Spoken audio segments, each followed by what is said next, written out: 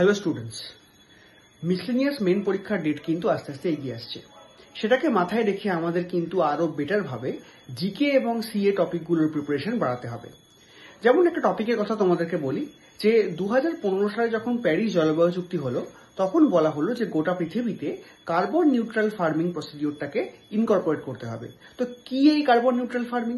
না, আমাদের যে সমস্ত পদ্ধতিতে বর্তমানে কৃষিকাজ হয় তার মধ্যে খুব প্রচুর পরিমাণে দূষণ হয়।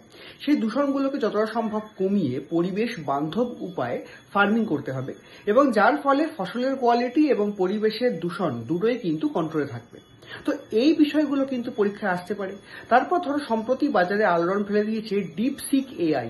সেই ডিপসিক এআই কিন্তু চ্যাট জিপিটিকেও মুলশিয়ানায় পেছনে ফেলে দিচ্ছে, গোটা পৃথিবীর শেয়ার মার্কেট ধসিয়ে দিচ্ছে এবং বড় বড় কোম্পানিগুলোকে চিন্তায় ফেলছে।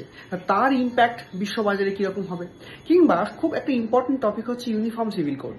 তো ইউনিফর্ম সিভিল কোড কিভাবে লাগু হয়েছে, কোথায় লাগু হয়েছে, বা লাগু হলে কোন ধর্মের বা কোন টাইপের মানুষের প্রবলেম হতে পারে, কাদের ভালো হতে পারে, বা সরকার কি ভাবছে, সেগুলো নিয়েও কিন্তু আমাদেরকে বিস্তারিত ডিসকাশন করতে হবে।